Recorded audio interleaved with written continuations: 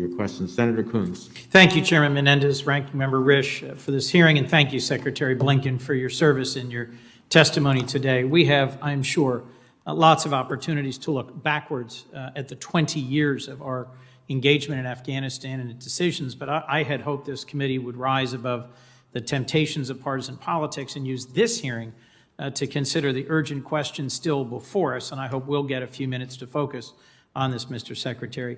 How do we get the remaining American citizens, legal permanent residents, and those Afghans who served alongside us or worked with and for us and who are most at risk out of Afghanistan? How do we make sure Afghanistan doesn't become a safe haven for terrorists again and deal with the Taliban? What leverage do we have in doing so? And to also make sure humanitarian aid gets into Afghanistan?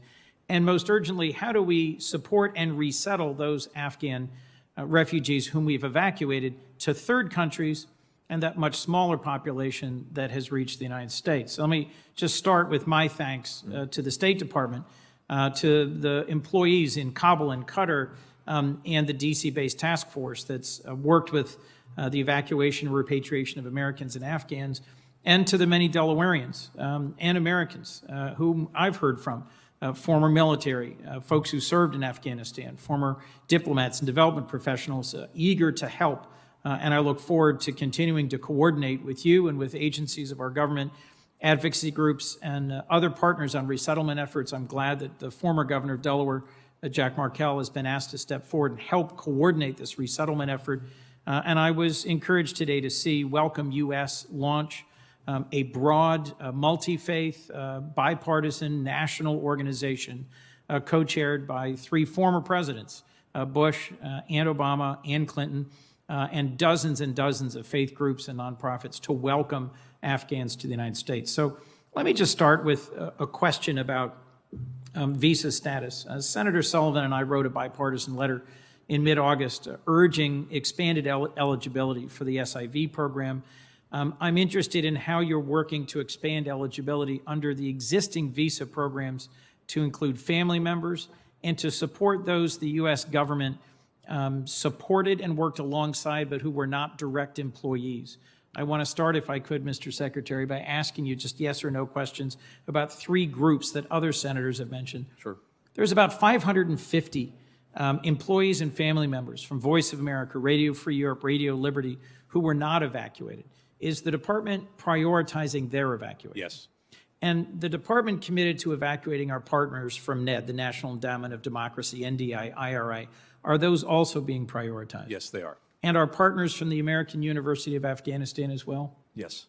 And so if you would take the 4 minutes we've got left and explore with me, how do we ensure safe passage across land borders, whether into Tajikistan or Pakistan, safe and regular flights out of Afghanistan, whether from Mazar-e-Sharif or Kabul, and how do we get documents into the hands of those who don't have identity documents, either because they were destroyed in our embassy or they destroyed them themselves out of fear of the Taliban? And how do we make sure that we're providing the financial support needed for the whole group of refugees who, after thorough vetting, ultimately reach the United States? Yeah, thank you very much, Senator. Those are all very important questions, and let me try to respond briefly to them, and we can take on the details after the session if need be. First, we needed and we have established a clear expectation from the Taliban about allowing people to continue to leave the country, to include American citizens, green card holders, Afghans who are properly documented with a visa, including specifically those who worked in some capacity for the United States.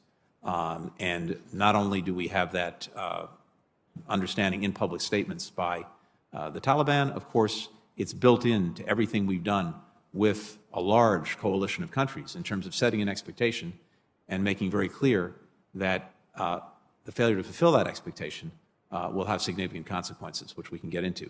Second, very important to actually make sure that there are ways to travel freely from the country. We made an intensive effort before we left to understand and share with Qatar and Turkey, the countries that stepped up to do this, what was necessary to make sure that the airport in Kabul could continue to function, and ultimately not have charter flights and then commercial flights going in under International Civil Aviation Organization standards. We did intensive work. We brought the American contractors back in the midst of the evacuation, who had been running the airport, to work that. We handed off a very detailed plan, which is now being implemented. Third, the land crossings. We've worked with Pakistan, Uzbekistan, Tajikistan on this to make sure that as we moved people out of Afghanistan, they would facilitate their crossing into their countries. We would have consular officials surged in the necessary places to handle people coming out in that fashion.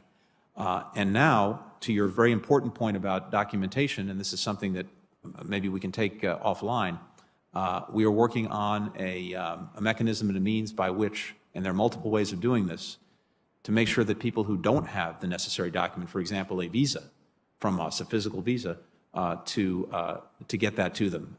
And I'd prefer to go into more detail on that in another setting.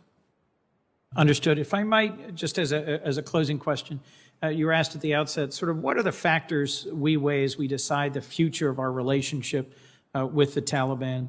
And we're in this difficult situation. Many of us recognize the Taliban is a terrorist organization that's done horrific things within Afghanistan in the past, yet we need to have some working relationship with them to secure the safe passage out of thousands of people who we still care deeply about. A number of American citizens with Delaware ties who I've been in contact with didn't leave because their families were still in Afghanistan. And there are clear measures that they should be expected to meet that you laid out in your opening statement. What do you think will be the most important aspects of our leverage to ensure the Taliban perform in ways that we would accept?